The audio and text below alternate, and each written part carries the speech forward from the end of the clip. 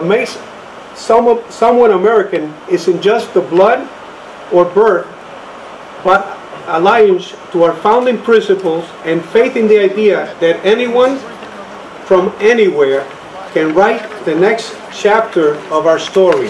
My heart is so happy to see the overwhelming presence of people from different consular offices, from El Salvador, from Ecuador, from Colombia. They want to pay taxes and play by the same rules as everyone else, but have no way to live right by the law.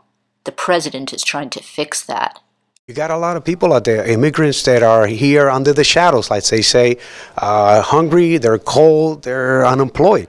And so, under the eyes of God, we're all the same, and we have to help each other. If you were one of the 11 million people hoping to qualify for legalization if immigration reform passes, protect yourself now. Let's just get educated, let's get the questions answered, let's get documents together. This is a crucial issue, and also a frustrating one. I hope that we can, fight these legal hurdles that we are facing and make sure that people can stay here in this country and that families are not separated. It's about building a system that lives up to our heritage and moving forward as a community. No army is stronger than an idea whose time has come.